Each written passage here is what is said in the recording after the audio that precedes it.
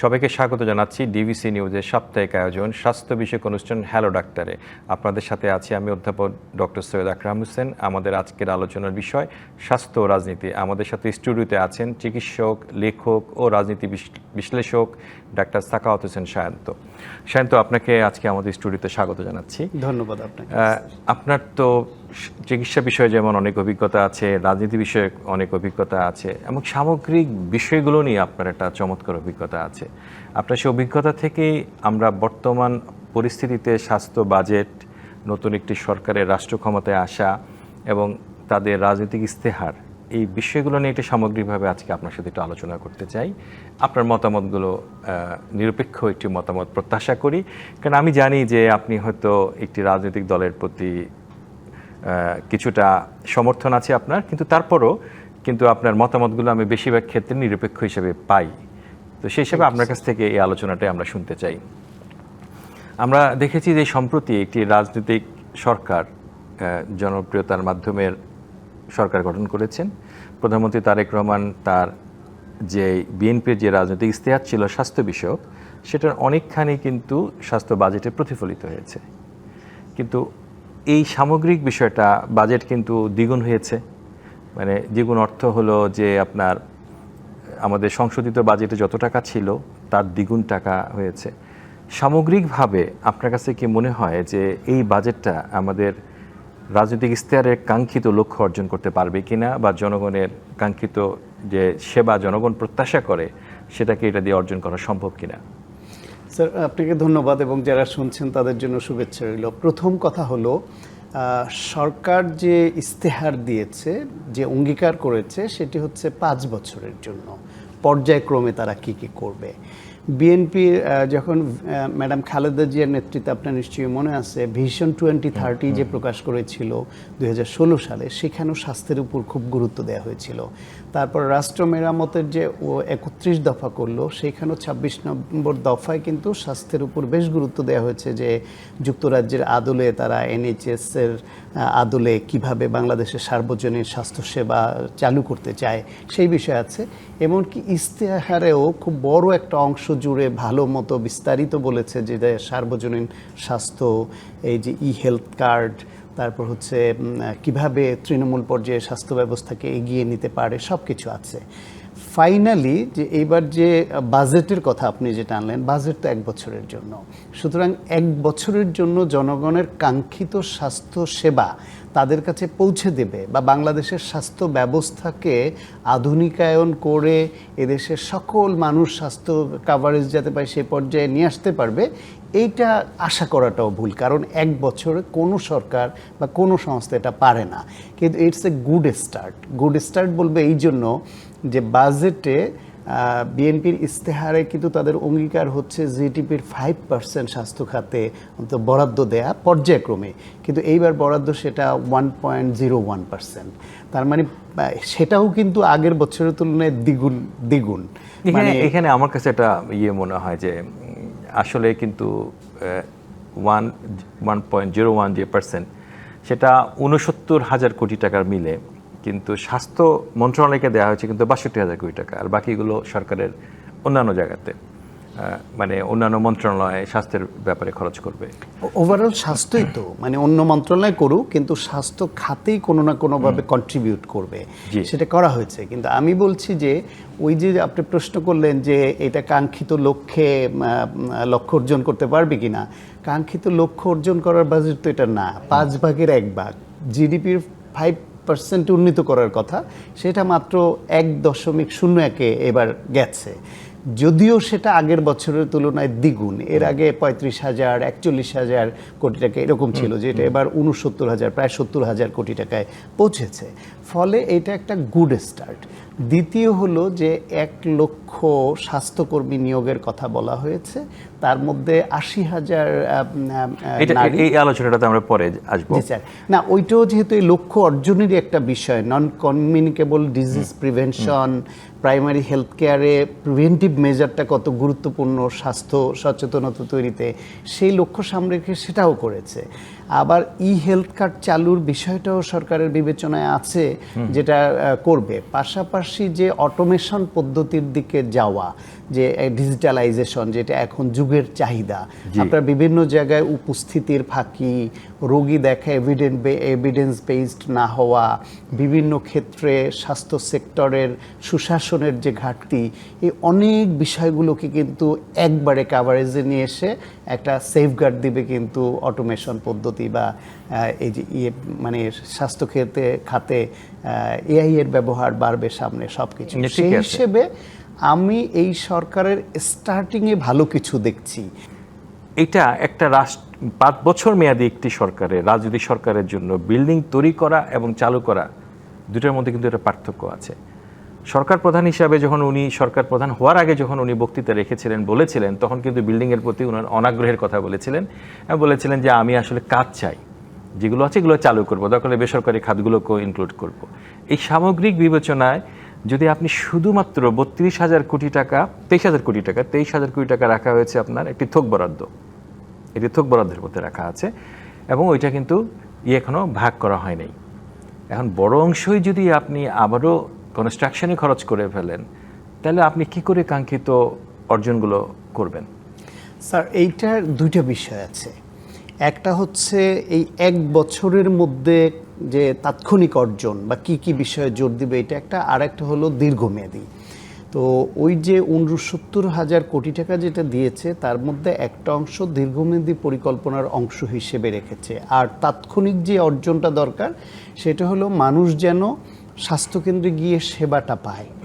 সেই ক্ষেত্রে দ্রুততার সঙ্গে সব জায়গায় যে বিল্ডিং তৈরি হবে তা না, বিষয়টা এরকম। আমি যতদূর জানি যে উপজেলা হেলথ কমপ্লেক্সগুলো যেখানে 50 শয্যা আছে, সেখানে বাংলাদেশের 20 কোটি মানুষের জন্য এই যে হেলথ সেন্টারগুলো সরকারি লেভেলে আছে, যে সার্বজনীন প্রাথমিক স্বাস্থ্যসেবা বা সেকেন্ডারি, প্রাইমারি অ্যান্ড সেকেন্ডারি, উপজেলা জেলা পর্যন্ত তো সেকেন্ডারি স্বাস্থ্যসেবাটাও দিতে হবে। এই ক্ষেত্রে এই সংখ্যাটাই, হাসপাতাল এবং বেড সংখ্যা পর্যাপ্ত নয়। সেই ক্ষেত্রে তারা চিন্তা করেছে যে যেইখানে ইনফ্রাস্ট্রাকচার আছে, বিল্ডিং আছে, সেখানে বেড বাড়িয়ে দিয়ে জনবল বাড়ালে হয়ে যাচ্ছে। কিন্তু যেইখানে 50-এর জায়গায় 100 বেড করতে হইলে এই বেডের জন্য স্থান সংকুলান লাগবে, তো ম্যান পাওয়ার লাগবে, তাদের জন্য জায়গা লাগবে। সেই সব ক্ষেত্রে কোথাও কোথাও বিল্ডিংটাকে হয় উপরে বাড়াতে হবে অথবা পাশে কোনো বিল্ডিং করতে হবে। না, আপনার জানার জন্য বলি, আমি প্র্যাকটিক্যাল সিচুয়েশনটা আপনাকে বোঝানোর চেষ্টা করছি।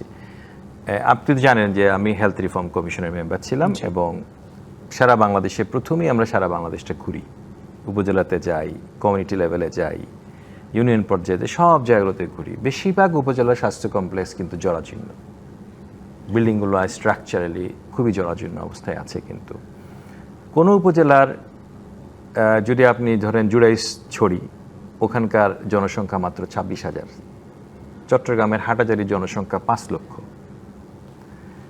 101 যে মাননীয় স্বাস্থ্যমন্ত্রী বলেছেন যে 101 হবে সব উপজেলা হাসপাতাল।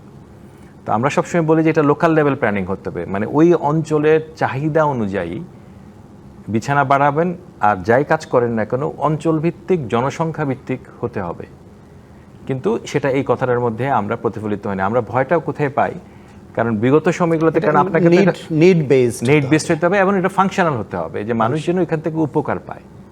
কারণ মাননীয় প্রধানমন্ত্রী একবার বলেছিলেন, আমার যতখানি মনে হয়, আপনিও সেই ইয়েতে ছিলেন নির্বাচনী, উনি যখন এই বিষয় নিয়ে, স্বাস্থ্য বিষয় নিয়ে কথা বলছিলেন নির্বাচনী ইয়েতে, তখন উনি এটাও বলেছিলেন যে আমাদের অনেক বেসরকারি অবকাঠামো আছে, পাবলিক প্রাইভেট পার্টনারশিপ।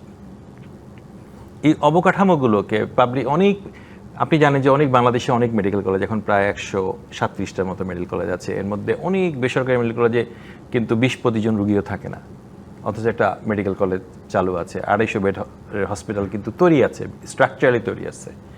তো মাননীয় প্রধানমন্ত্রী কিন্তু একবার বলেছিলেন যে আমি এই জিনিসগুলোকে কাজে লাগাবো যাতে করে আমার সেবা দেওয়ার জন্য। এটা কিন্তু প্রায়োরিটি দিতেই হবে। যেখানে আমার ইনফ্রাস্ট্রাকচার আছে, বিল্ডিং করা আছে, ভৌত কাঠামো আছে, পাশ করা আছে, কাগজে কলমেও ফুলফিল আছে সরকার সব। বেসরকার যদি একটা উদ্যোগ সুতরাং নেয়, সেইখানে সেইগুলি থেকে তো আগে কার্যকর করতে হবে। সেগুলিকে অকার্যকর করে রাখার অর্থ হলো অর্থের অপচয়, এবং যেই টার্গেট নিয়ে করা হয়েছিল সেই টার্গেটটা ফুলফিল হলো না। সেটাকে আমি স্থগিত রেখে নতুন করে বিল্ডিং বানানোর উদ্যোগ বা নতুন করে ওইরকম কোনো উদ্যোগ নেওয়ার অর্থ হলো নতুন করে আর একটা দুর্নীতির খাত খুলে দেওয়া। এটাও কিন্তু হতে পারে, বাংলাদেশে এটা অসম্ভব নয়। সেই কারণে দীর্ঘমেয়াদী পরিকল্পনায় যেরকম আপনি বলছিলেন যে বেশিরভাগ উপজেলা হেলথ কমপ্লেক্সগুলোর ইনফ্রাস্ট্রাকচার বা ভৌত কাঠামো জরাজীর্ণ, এই জরাজীর্ণ ভাব নিয়েও তো চলতে পারে না। সেটা আপনার বিল্ডিং লাগবে, কারণ যেখানে মেডিকেল কলেজ আছে, তৈরি আছে, বা হসপিটাল আছে, বিভিন্ন স্পেশালাইজ সেন্টার করা হয়েছে, সেগুলোকে চালুর ক্ষেত্রে অগ্রাধিকার দিতে হবে। কিন্তু এই উপজেলা হেলথ কমপ্লেক্সের যে প্রাইমারি হেলথ কেয়ারের জন্য যারা আসবে, সেকেন্ডারি হেলথ কেয়ারের জন্য আসবে, সেটাও কিন্তু স্যার তার মান উন্নয়ন, ইনফ্রাস্ট্রাকচার উন্নয়ন লাগবে।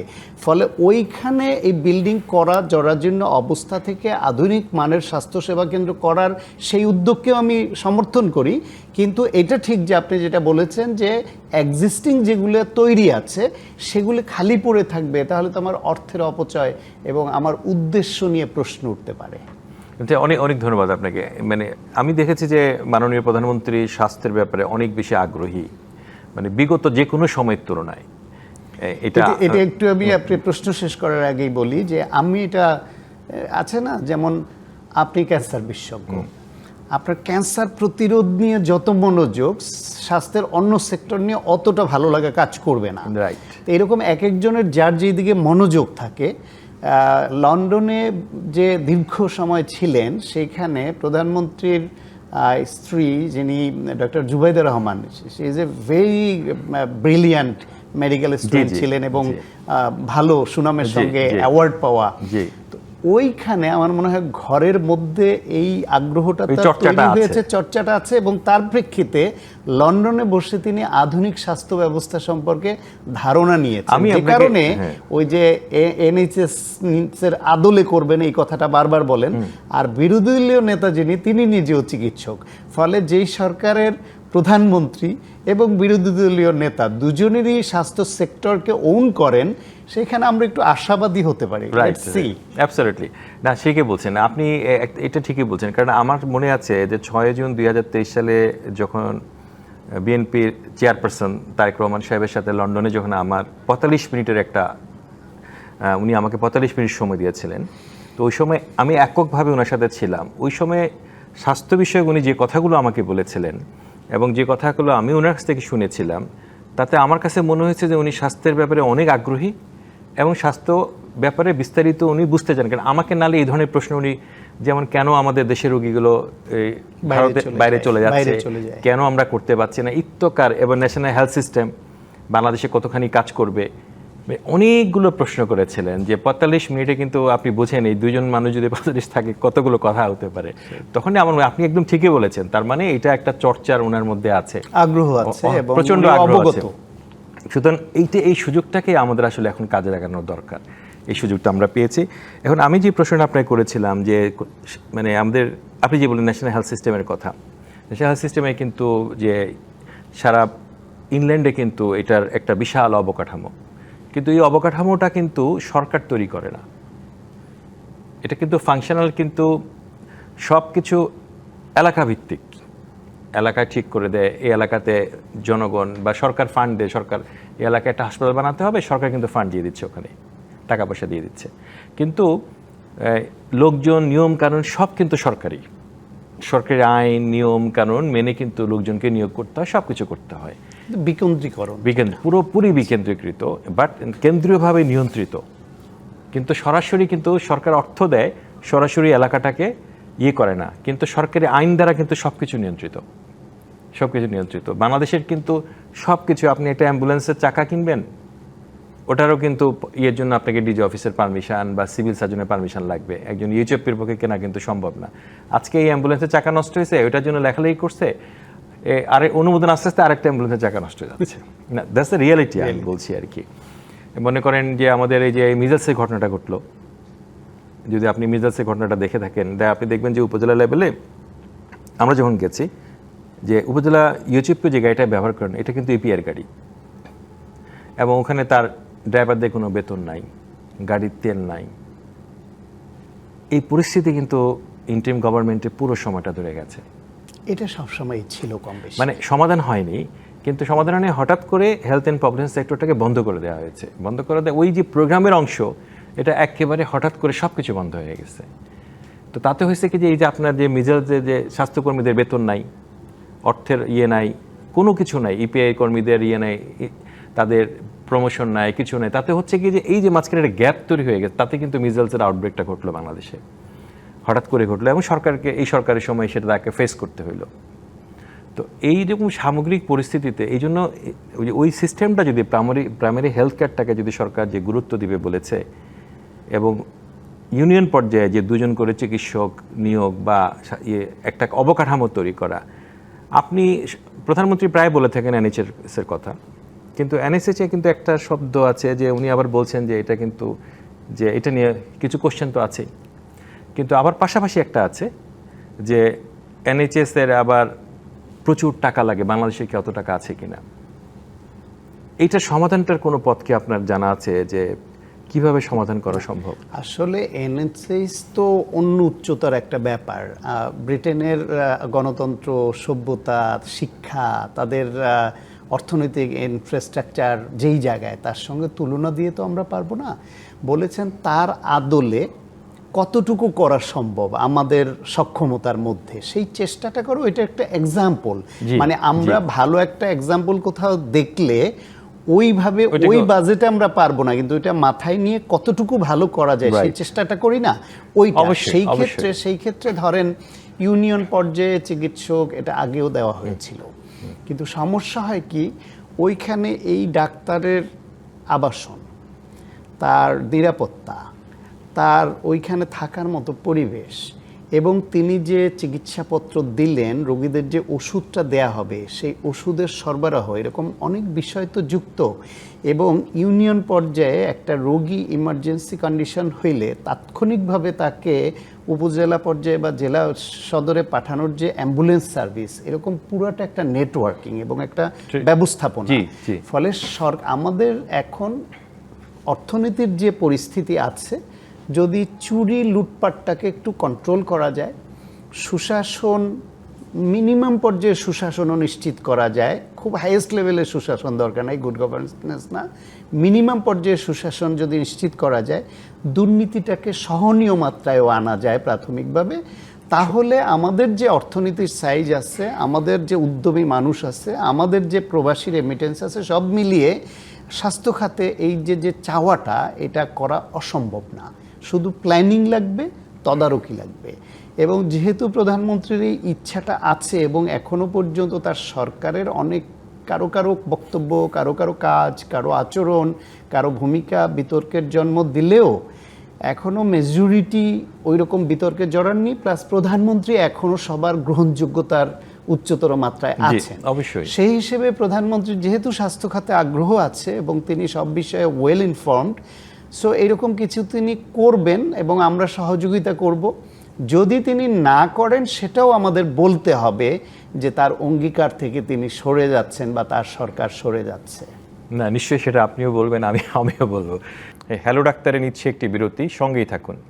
শান্ত, আলোচনার বিরতির আগে যে বিষয়টা আপনি বলছিলেন, আমরা আশাবাদী যে এই সময়টাতে ভালো কিছু বাংলাদেশে হবে, কিন্তু আমার যেটা প্রশ্ন আপনার কাছে আসলে, যে আমরা বিগত সময়গুলোতে দেখেছি স্বাস্থ্য খাতে দুর্নীতির মাত্রাটা অনেক বেশি, এবং আপনি কি এটা মনে করেন যে বাজেট যে খরচ করার যে বিষয়টা সামগ্রিকভাবে আমরা দেখতে পাই যে বেশিরভাগ প্রতিষ্ঠানগুলো, সরকারি প্রতিষ্ঠানগুলো বাজেটটা খরচ করতে পারেন না, সে উপজেলা পর্যায়ে পারেন না, ডিস্ট্রিক্ট পর্যায়ে পারেন না, ইভেন ডিরেক্টররা, যে আমাদের বিভিন্ন ইনস্টিটিউটের পরিচালকরা, তারাও কিন্তু টাকাটা আসলে বা হাসপাতালে খরচ করতে পারেন না, ইভেন বিশ্ববিদ্যালয়ে পারেন না। এই যে একটা পরিস্থিতিতে তাদের আর্থিক ক্ষমতা এবং প্রশাসনিক যে ক্ষমতাটা, অবকাঠামো, সেটা কিন্তু অনেক কম, মানে খরচ করার ক্ষমতা কম। এবং তার অর্থ হলো যে তাদের একটা বড় ধরনের পরিকল্পনা দরকার আগে থেকে, যে এই বছর আমি এটা করব, পরের বছর এটা করব, পরের বছর এটা করব। এটা কিন্তু আগের বিএনপি সরকারের সময় 2001 থেকে 2006 সময় একটা প্রোগ্রাম ছিল, সেটার নাম ছিল লোকাল লেভেল প্ল্যানিং। এটা বিএনপি সরকারের একটা উদ্যোগ ছিল। লোকাল লেভেল প্ল্যানিং মানে হলো উপজেলা লেভেলে প্ল্যান করবে যে আমি এই বছর কি করব, আগামী বছর কি করব, ওই উপজেলা ভিত্তিক। কারণ দেখ, কোনো উপজেলাতে ম্যালেরিয়া বেশি, যেমন ময়মনসিংহের কোনো এলাকাতে কালাজ্বর বেশি। এই যে সামগ্রিকভাবে কিন্তু বাংলাদেশের রোগের চিত্র কিন্তু সব জায়গায় একরকম না, এক এক জায়গায় এক এক রকম, তাদের বাজেট প্ল্যানও কিন্তু একই রকম আলাদা আলাদা হবে। তো এই জায়গাটাতে আপনি কি মনে করেন না যে যে যে এই বিষয়গুলোকে স্বাস্থ্য কর্তৃপক্ষ যদি তৈরি করা যেত, যে বিভাগে বিভাগে বা ডিস্ট্রিক্টে যদি আরও ক্ষমতা বাড়ানো যেত বা উপজেলাতে বাড়ানো যেত, তাহলে কি, বা আপনি ধরেন ঢাকা ডেন্টাল কলেজের কথা বলি, যিনি প্রিন্সিপাল আছেন তার ক্ষমতা এত সীমিত যে উনি ধরেন একটা প্রকিউরমেন্ট করতে যাচ্ছেন, প্রকিউরমেন্টটা পিপিআর যে রুলস যদি ফলো করতে চান, ওটা করতে করতে ওনাকে বছরের শেষ চলে যায় হলো টেন্ডারটা আহ্বান করতে। টেন্ডার যদি কোনো কারণে বাতিল হয়ে যায় তাহলে কিন্তু প্রকিউরমেন্টটাই পুরো ফেরত যায়, পরের অর্থ বছরে চলে যায়। কিন্তু মুশকিলটা হচ্ছে এটা কিন্তু স্বাস্থ্য খাতের একটা নিত্য নৈমিত্তিক চিত্র। উপায় কি? প্রথম কথা হলো এই যে গভর্নমেন্ট প্রকিউরমেন্ট রুলস যেটা, এটা তো সবার জন্য। জি। এখন অন্য সেক্টরগুলো পারছে, হেলথ সেক্টর কেন পারছে না? আমাদের দক্ষতার অভাব আছে, যে আমাদের হেলথ সেক্টরে যারা, তারা বেশিরভাগ এই বিষয়টা আমরা খুব গুরুত্বের সঙ্গে বুঝতে চাইনি। কিন্তু যেহেতু আমাদের এই সেক্টরটা আমাদেরই চালাতে হবে, আমাদের এটা বুঝে নিতে হবে, যারা বোঝেন তাদের সহযোগিতা নিতে হবে। আর কোথাও কোথাও যদি প্রক্রিয়াগত দীর্ঘসূত্রিতার ব্যাপার থাকে, সেটা তো যথাযথ কর্তৃপক্ষকে ইনফর্ম করতে হবে যে এইটার স্বচ্ছতার মধ্যে থেকেই এই ধরনের সহযোগীকরণ সম্ভব। সরকার তো চাচ্ছে, আপনাকে টাকা দিয়েছে, বাজেট দিয়েছে খরচ করবার জন্য, নিশ্চয়ই তার ইন্টেনশন এটা না যে এমন জটিলতা পাকিয়ে রাখি আপনি খরচ করতে না পেরে টাকাটা আমাকে আবার ফেরত দিবেন, এই ইন্টেনশন নিয়ে তো সরকার টাকা দেয় না। সরকার টাকা দিচ্ছে গুড ইন্টেনশন নিয়ে যে আপনি এই কাজ করবেন এই টাকার মধ্যে। আমরা পারছি না, না পারার পেছনে কোথায় কোথায় প্রতিবন্ধকতা, সেটা যদি চিহ্নিত করে যথাযথ কর্তৃপক্ষকে জানানো যায়, সেটারও তো সমাধান নিশ্চয়ই সরকার করবে। কিন্তু আমরা ওইখানে সক্ষমতার পরিচয় দিচ্ছি না, আমরা নিজেরও ওই বিষয়ে যথেষ্ট পরিমাণে ধারণা, জ্ঞান এবং চর্চা রাখি না বলে। আমরা আরেকটা জায়গাতে যেতে চাই। আমি জানি যে আপনি বাংলাদেশ মেডিকেল বিশ্ববিদ্যালয়ে কাজ করেন, আমিও ওখানে কাজ করি। তো ভাগ্যক্রমে আমরা আগেও কাজ করেছি, মাঝখানে আমি অনেকদিন ছিলাম না, আমি আবার ফেরত আসছি। এখন মেডিকেল বিশ্ববিদ্যালয়টা, এটা কি সার্ভিস বেসড টিচিং হসপিটাল হবে না একাডেমিক বেসড টিচিং হসপিটাল হবে? হেলথ কেয়ারটা কি একাডেমিক বা এডুকেশন বেসড হবে কিনা, কি করা উচিত আসলে? স্যার, আমাকে আপনি প্রশ্ন করেছেন, কিন্তু এর উত্তর আপনি জানেন, আপনি এই বিষয়ে যথেষ্ট লেখাপড়া করা এবং জানাশোনা মানুষ। সারা পৃথিবীতেই এখন মেডিকেল বিশ্ববিদ্যালয়টা বেসিক্যালি টিচিং লেড একটা স্পেশালাইজড হেলথ সেন্টার বা একাডেমিক হেলথ সেন্টার। তো teaching based academic health centre মানিটা হলো টিচিংটা আমার আগে, এবং এই টিচিংয়ের সঙ্গে সঙ্গে গবেষণা হবে, এবং এই টিচিং এবং গবেষণা, শিক্ষা এবং গবেষণার স্বার্থে আমাকে রোগী আমার হচ্ছে সাপোর্টিং এলিমেন্ট, বা রোগী হচ্ছে গিয়ে এই দুইটার প্রয়োজনে আমাকে সহযোগিতা করছে। কারণ আমার শিক্ষা এবং মেডিকেল শিক্ষা এবং গবেষণার জন্য অত্যাবশ্যকীয় বিষয় হচ্ছে রোগী লাগবে। এখন সেই ক্ষেত্রে আমার প্রায়োরিটি কি? শিক্ষা। তারপর প্রায়োরিটি কি? গবেষণা। সেটার প্রয়োজনে আমার রোগী। এখন যদি এটা সার্ভিস ওরিয়েন্টেড হসপিটাল হয়, তাহলে তো বিশ্ববিদ্যালয় দরকার ছিল না। তাহলে তো এই আপনার যে অন্যান্য যে ক্লিনিক, হসপিটাল বা সরকারি বিভিন্ন যে হেলথ সেন্টার, সেগুলোই তো যথেষ্ট ছিল। আরেকটা হচ্ছে গিয়ে মেডিকেল ইউনিভার্সিটি যেহেতু টারশিয়ারি লেভেল সেন্টার, তো টারশিয়ারি লেভেল একাডেমিক সেন্টার যেটা, সেইখানে সব রোগী ঢুকে পড়বে কেন? ওপেন অ্যাক্সেস যেটা, তাহলে আমার মেডিকেল কলেজে কি হবে? ধরেন আমি আমার সাবজেক্ট নিয়েই বলি, আমি ম্যাক্সিলোফেশিয়াল সার্জন। এখন আমার বিভাগের মূল কাজ যদি হয় দাঁত তোলা বা টুথ এক্সট্রাকশন, সে তাহলে যেটা ডেন্টাল কলেজ কেন আছে, উপজেলাতে- মেডিকেল কলেজ এটা কেন তো আছে, উপজেলাতে উপজেলা সম্ভব। কেন আছে, বা বিডিএস ডিগ্রি নেওয়া একজন কোয়ালিফাইড ডক্টরই তো এটার জন্য যথেষ্ট, তার ওই লেভেলে এটা আমি শেখাবো। ফলে দাঁত তুলতে রোগী আমার সেন্টারে আসবে এবং সেটার সংখ্যাটা বেশি হবে। তাহলে আমি এর যে অ্যাডভান্স যে কাজগুলা, মুখের ক্যান্সার, টিউমার, এই ফেশিয়াল ট্রমা বা অন্যান্য যেসব বিষয় আছে, এইসব নিয়ে আমি গবেষণা শিক্ষা এটা কখন করব। ফলে বিশ্ববিদ্যালয় হতে হয় টারশিয়ারি সেন্টার, একাডেমিক সেন্টার হিসেবে রেফারেল সিস্টেমের আওতায় আনতে হবে এবং এইখানে সিলেক্টিভ পেশেন্ট আসবে। সব রোগীদের জন্য উন্মুক্ত ব্যবস্থা যদি বিশ্ববিদ্যালয়কে সরকার রাখে বা বিশ্ববিদ্যালয়ে আমরা রাখি, তাহলে অন্যান্য হাসপাতাল, মেডিকেল কলেজ দরকার ছিল না। তাইলে হরে ধরে আমরা তো একটা উচ্চতর মেডিকেল কলেজ হলাম। আমাদের মেডিকেল বিশ্ববিদ্যালয়গুলি এখন পূর্ণাঙ্গ তো বাংলাদেশ মেডিকেল বিশ্ববিদ্যালয়, যেটা আপনি আমি আছি, এটাই আছে। আরও বাকিগুলা বিভাগীয় পর্যায়ে যেগুলা এখন প্রক্রিয়াধীন আছে, পূর্ণাঙ্গভাবে শুরু করতে পারিনি, কিন্তু এই সবগুলারই উদ্দেশ্য তো হচ্ছে গিয়া শিক্ষা এবং উচ্চতর শিক্ষা এবং গবেষণায় ভূমিকা রাখা। আপনি দেখেন তো স্যার, আমাদের বিশ্ববিদ্যালয়ে আমরা যেখানে আছি, আমাদের বিশ্ববিদ্যালয় বলছি বাংলাদেশ মেডিকেল বিশ্ববিদ্যালয়ে, এই যে 3000-এর উপরে রেসিডেন্ট শিক্ষার্থী আছে, যারা ডিগ্রি নিতে আসে, তারা যে থিসিসটা বাধ্যতামূলক বলে ওরা থিসিস যে করে, এটা তো ওই অর্থ অত ওই রকম রিমার্কেবল গবেষণা না। এই কটা বাদ দিলে হাতে গোনা কয়েকজন শিক্ষক তারা গবেষণার জন্য গবেষণা করেন, বাকি বেশিরভাগেরই বিশ্ববিদ্যালয়ের গবেষণার যেই মান এবং এর দ্বারা আমাদের অর্জন কি। 98 সনে বিশ্ববিদ্যালয় হয়েছে, এ পর্যন্ত আমরা গর্ব করবার মতো দু একটা গবেষণার বিষয়কে আমরা তুলে ধরতে পারি আছে আমাদের স্যার, যে এটা কিন্তু বিশ্ববিদ্যালয়ে তো সেটা হওয়া উচিত ছিল। বিশ্ববিদ্যালয়ের টার্গেট তো এটা। ফলে teaching led academic service centre হবে, যেটা মুখ্য উদ্দেশ্য শিক্ষা এবং গবেষণা হবে, তার প্রয়োজনে রোগী আমার লাগবে। এই কনসেপ্টে ওপেন অ্যাক্সেস না রেখে এটাকে রেফারেল সিস্টেমের মধ্যে আনার পরিকল্পনা না নেওয়া পর্যন্ত এইটা উচ্চতর মেডিকেল কলেজ হয়ে থাকবে। শান্ত, আপনি বিরতির আগে চমৎকারভাবে অনেকগুলো মেডিকেল বিশ্ববিদ্যালয় নিয়ে কথা বলছেন। বাংলাদেশে এখন প্রায় 6টা মেডিকেল বিশ্ববিদ্যালয় আছে।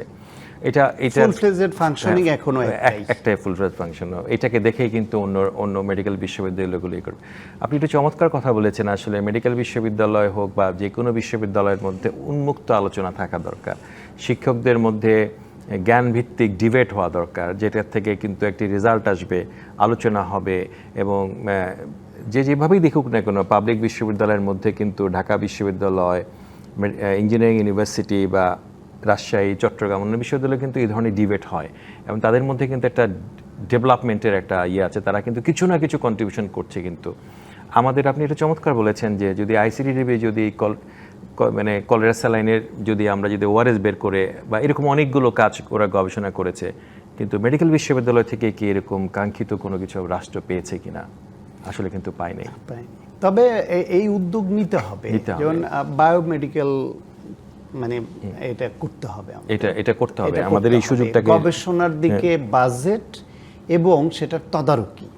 অনেকেই বাজেট নেন গবেষণার কথা বলে, সেটার আউটপুট কি সেটাও শেষ পর্যন্ত খুঁজে পাওয়া যায় না। সেই ক্ষেত্রে বাজেট বাড়াতে হবে, সেটার তদারকি লাগবে এবং ডেডিকেটেড রিসার্চার লাগবে। আমরা যেহেতু স্যার যারা ক্লিনিশিয়ান, এটা তো সত্য যে আমরা এখানে স্টুডেন্ট পড়াই, একাডেমিক কাজ করি, এরপরে প্রাইভেট চেম্বার করি, সার্জারি করি, আমরা আসলে গবেষণায় ফুল টাইম মনোযোগ দেওয়ার মতো খুব সময় কম আমাদের। তারপরও এর মধ্যে যারা যারা ক্যাপাবল তাদেরকে গবেষণায় কাজে লাগানো দরকার। আর যারা সত্যি সত্যি গবেষণা করতে চান, এরকম ডেডিকেটেড পার্সনদের টিম করে এমনভাবে গবেষণায় উদ্বুদ্ধ করা দরকার, বাজেট দেওয়া দরকার, পরিবেশ দেওয়া দরকার, ইনফ্রাস্ট্রাকচার করা দরকার, আন্তর্জাতিক মানের যে আপনার যে ইকুইপমেন্ট দরকার, সব কিছু দরকার, প্রয়োজনে বিদেশে প্রশিক্ষণের জন্য পাঠানো দরকার, যাতে করে আমার টার্গেট থাকবে 5 বছর 10 বছরের মধ্যে এই বিশ্ববিদ্যালয় মেডিকেল সেক্টরে বা বায়োমেডিক্যাল ইঞ্জিনিয়ারিংয়ে এমন কিছু সংযোজন করবে যেটা শুধু দেশের না, আন্তর্জাতিকভাবে আলোচনায় আসবে যে দে হ্যাভ ডান। আমাদের এখানে স্যার উপাদান কিন্তু গবেষণার উপাদান কিন্তু পর্যাপ্ত। আমাদের এখানে যেসব রোগী, ক্যান্সারের রোগী যেই স্টেজে যেরকম আমরা পাই, বিভিন্ন রকমের রোগী যে পাই, ভ্যারাইটিস, পৃথিবীর অনেক দেশে এই পর্যায়ের রোগী তারা চোখেও দেখে না। তারা আগ্রহ নিয়ে আমাদের দেশে আসে স্যাম্পল নিয়ে গবেষণা করার জন্য। আর আমার দেশে সব আছে, তবু আমরা করতে পারছি না। আমরা আপনাকে জাস্ট একটু শেয়ার করার জন্য, গত পরশুদিন রাশিয়ান একটা টিম আমাদের এখানে এসেছিল, আমাদের সাথে বসছিল অনেক লম্বা সময় ধরে, যে ফেজ 1 এন্ড ফেজ ট্রায়ালটা ওরা ওখানে করবে, কারণ অ্যানিমাল বেস ট্রায়ালগুলো, আর ওটার যখন একটা কাঙ্ক্ষিত ফলাফল আসবে সেটা হয়তো আমরা আমাদের ফেজ 3 বা 4 ট্রায়ালে করতে পারি কিনা। তো এরকম একটা সুযোগ আমাদের ডিপার্টমেন্টে আমরা একটা ক্লিনিক্যাল ট্রায়াল গ্রুপ অলরেডি করেছি, যাতে করে এটা করেছি অনেক দিন। কারণ হচ্ছে কি, এটার জন্য কিন্তু আপনার ইন্ডাস্ট্রির সাথে একটা কোলাবোরেশন দরকার হবে। ইন্ডাস্ট্রি মানে ইউনিভার্সিটি, একাডেমিয়া, ইন্ডাস্ট্রি কোলাবোরেশন খুব দরকার, যেটা কিন্তু আসলে আমাদের এইখানে এই মুহূর্তে অনুপস্থিত।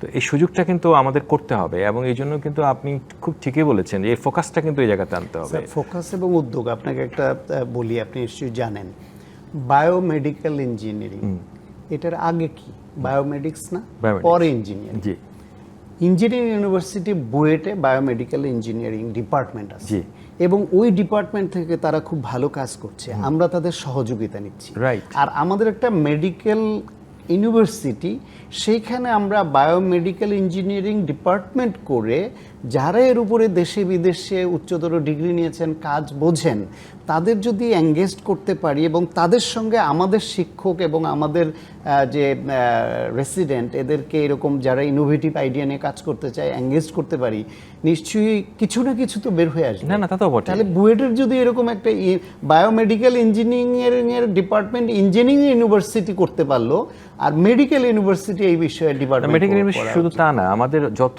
ইকুইপমেন্টস আছে আমাদের তো হিউজ ইকুইপমেন্টস আছে, অনেক কস্টলি ইকুইপমেন্ট আছে, এগুলো দেখার জন্য কিন্তু আমাদের একটা বায়োমেডিক্যাল ইঞ্জিনিয়ারিং একজন আছে, সেটা একটা ডিপার্টমেন্ট শাখা আছে শুধু মেশিন দেখার জন্য, কিন্তু বুয়েটের কিন্তু গবেষণা না, ওরা যেটা করে, আমরা তো বুয়েটের আপনার বায়োমেডিক্যাল ইঞ্জিনিয়ারিং ডিপার্টমেন্টের সাথে আমাদের ডিপার্টমেন্ট সরাসরি কাজ করে, কারণ আমাদের ইলেকট্রনিক মেডিকেল রেকর্ড যেটা ইউনিভার্সিটির মধ্যে তো শুধু আমাদের ডিপার্টমেন্টে আছে, সেটা কিন্তু ওদের সাপোর্টে আমি আসার পরে আমরা করেছি।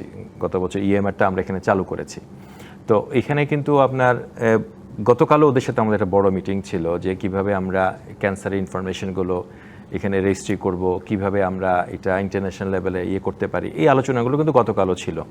এবং পেশেন্ট বেসড ডিসকাশন, যেমন হিস্টোপ্যাথোলজি রিপোর্টটা কিভাবে আমরা ইলেকট্রনিক্যালি অ্যাভেলেবেল করব, রেডিওলজি রিপোর্টটা ইলেকট্রনিক্যালি অ্যাভেলেবেল, মনে করেন যে ছোট ছোট অনেকগুলো জিনিস আছে যেগুলো কিন্তু basically Bangladesh medical university truly এখনও প্রিমিটিভ স্টেজে আছে যদি আপনি বলেন, এই কোনো কিছু কিন্তু নাই।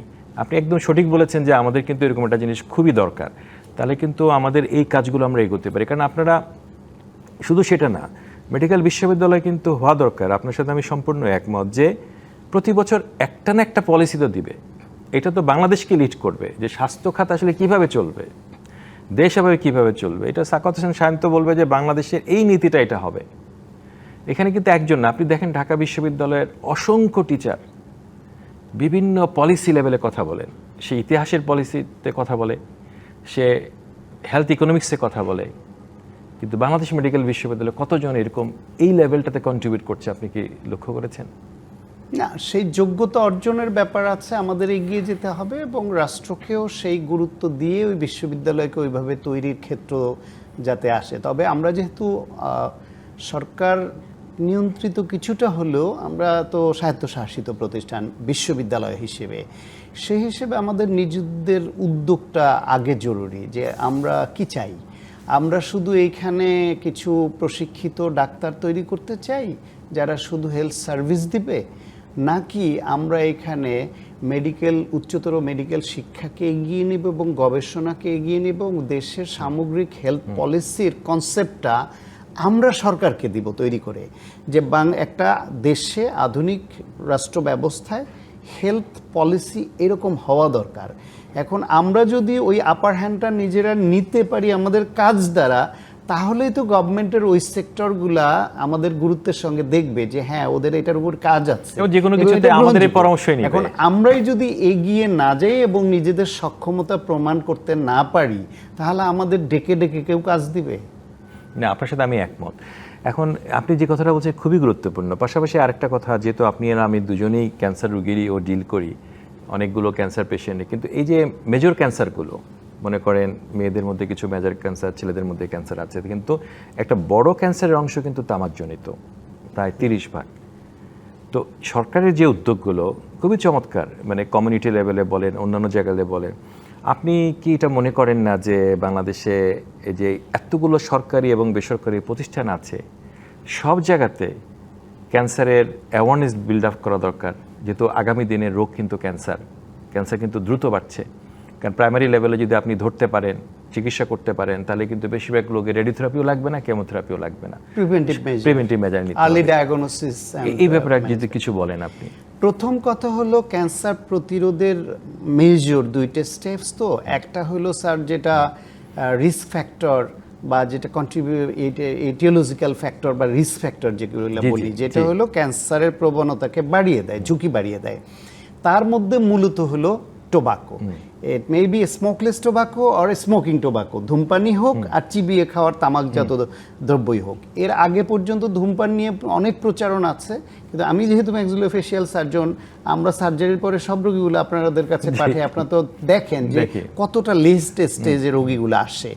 এদের যদি আর্লি স্টেজে ডায়াগনোসিস হতো সেই সময়, বা প্রি ম্যালিগন্যান্ট লেশন বা পোটেনশিয়ালি ম্যালিগন্যান্ট লেশন বলতে কিছু মুখের ঘা আছে যেগুলো ক্যান্সার হওয়ার আগেই যদি শনাক্ত করে চিকিৎসা করা যেত তাহলে ক্যান্সারই হতো না তার। তামাকজাত দ্রব্য এর আগে আইনে ধূমপান বিরোধী আইন ছিল, শাস্তিযোগ্য অপরাধ সব। এইবার আইনের মধ্যে আগে অধ্যাদেশ হয়েছিল ইন্টারিমের সঙ্গে, আপনি তো এর সঙ্গে যুক্ত ছিলেন, পরবর্তীতে এটা অধ্যাদেশ আইনে পরিণত হয়েছে। অর্থাৎ ওপেন বিভিন্ন জায়গায় প্রকাশ্যভাবে ধূমপান করলে শাস্তিযোগ্য অপরাধ যেমন ছিল, এখন তামাকজাত দ্রব্য চিবিয়ে খাওয়ার যে তামাকজাত দ্রব্য, যেমন গুল, জর্দা, সাদা পাতা, এই জাতীয় যত তামাকজাত দ্রব্য আছে সেটাও কিন্তু প্রকাশ্যে খাওয়া শাস্তিযোগ্য অপরাধ, জরিমানাযোগ্য অপরাধ। এখন এটা তো আমরা উৎসব করে খাই, এর প্রচারটা দরকার, সেটা নাই। এই বিষয়ে যে স্বাস্থ্যকর্মী 1 লক্ষ নিয়োগ দিবে সেইখানেও এই বিষয়ে প্রশিক্ষণ, সচেতনতা তৈরি, যে তামাকজাত দ্রব্য কী করে, এটা দরকার। তামাক বিরোধী যে আইনকে আরও কঠোর করতে হবে। যদি একবারে আমরা এটাও মাঝে মাঝে আমরা অনেকে বলি যে আমার ওই জুতা আবিষ্কারের মতো, আমি যদি জুতা পরে ফেলি তাহলে তো আমার পায়ে ধুলাটাই লাগে না। সেই হিসেবে ভুটান পেরেছে, যদি আমরাও পারি যে তামাকজাত দ্রব্য দেশে উৎপাদনও হবে না, ঢুকবেও না, সেটা যদি পারি ওয়েল অ্যান্ড গুড। কিন্তু একবারে সেটা করা কঠিন, এটাও আমরা বুঝি। কিন্তু আইনকে যদি কঠোর করা যায়, উৎপাদন কমিয়ে আনা যায়, এই তামাকজাত এই সব ফিল্ডে যারা ফার্মে যুক্ত তাদেরকে অন্য পেশায় ডাইভার্ট করা যায়, এর কবল থেকে কি করে কমিয়ে আনা যায়। আপনি এদের থেকে ট্যাক্স নিচ্ছেন, 1000 কোটি টাকা বছরে ট্যাক্স নিয়ে ওর মাধ্যমে যে রোগ উৎপন্ন হচ্ছে, শরীরের এমন কোনো অঙ্গ নাই যেটা তামাক এফেক্টেড করে না, ক্ষতি করে না, এমন কোনো রোগ নাই যে রোগে তামাকের সংযোগ নাই। তাহলে ওই 1000 কোটি টাকা আপনি ট্যাক্স পেয়ে, কথার কথা, আমি একজ্যাক্ট ফিগারটা বলছি না, যে এটা নিয়ে আপনি 10,000 কোটি টাকা আপনি এই রোগের পিছনে আবার ব্যয় করছেন। এটা হলো আর্থিক ক্ষতি, তার কর্মঘণ্টা নষ্ট করছেন, তার জীবন হুমকির মধ্যে ফেলছেন। ফলে আপনি কিসের লোভে কয় টাকা ট্যাক্সের জন্য একটা জাতিকে পঙ্গু করার দিকে ধাবিত করাচ্ছেন? আপনাকে অনেক ধন্যবাদ। আজকে আপনার সাথে চমৎকার আলোচনা হলো। সাখাওয়াত হোসেন, তো এটা চমৎকার একটা সুযোগ আমরা আজকে আপনার সাথে কথা বলার সময় পেয়েছি, এবং যেহেতু রাষ্ট্রীয় পলিসি মেকারদের সাথে অনেক সময় আপনার কথাবার্তা হয়, আমরা আশা করি যে এই বিষয়গুলো আপনি সে জায়গাতেও ওনাদেরকে জানাবেন এবং এই বিষয়গুলো ভেন্টিলেট করবেন, যাতে করে আমরা কোনো কাঙ্ক্ষিত অর্জনে যেতে পারি। আপনাকে অনেক ধন্যবাদ স্যার। আপনি তো হেলথ রিফর্ম কমিশনের সদস্য ছিলেন এবং বাংলাদেশের স্বাস্থ্য ব্যবস্থা নিয়ে দীর্ঘদিন ধরে ভাবেন, লিখেন, কথা বলেন। আপনার সঙ্গে বসতে পেরে আমি অনেক আনন্দিত এবং কৃতজ্ঞ বোধ করি। অনেক অনেক ধন্যবাদ। হ্যালো ডাক্তার, এই ছিল আজকের মতো। ডিবিসি নিউজের সাথেই থাকুন।